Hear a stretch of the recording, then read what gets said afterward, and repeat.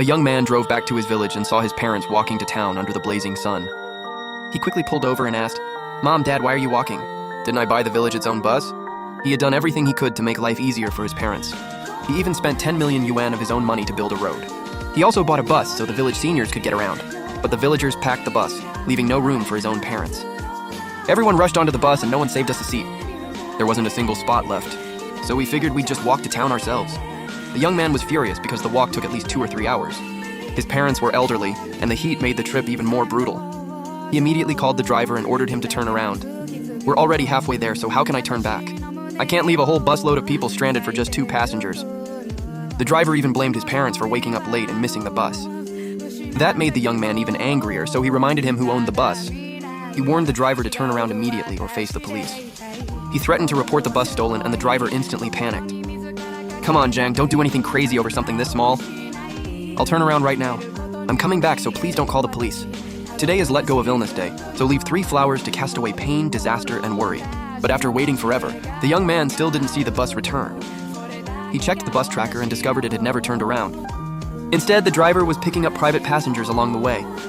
The young man realized the driver had only lied because he feared the police. Sure enough, his parents soon received a call from the driver.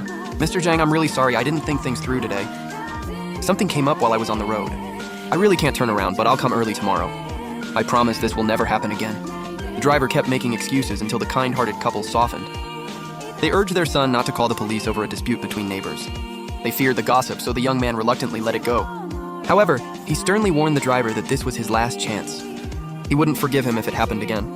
He thought the driver had learned his lesson, but the man showed up at 3 the next morning. The driver claimed he had come early to take them into town to sell vegetables. "Liu, it's barely 3 in the morning. Isn't this way too early? There isn't even anyone in town yet. The market isn't open either. Can't we wait a little longer?"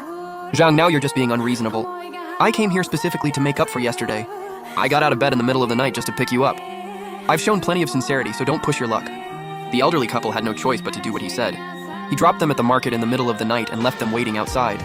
They knew he was punishing them, but they were too honest to fight back. They sat there until sunrise, and the father finally said, "Let's go. The vegetables have wilted, so we can't sell them. Let's go home." When they got home, the driver's brothers and several others were blocking their doorway. The group stormed forward and immediately started cursing at the elderly couple. They accused the couple of forcing the driver to work before sunrise. They claimed he was exhausted and had left them without a ride into town. The mother explained that the driver had shown up at their house on his own. They refused to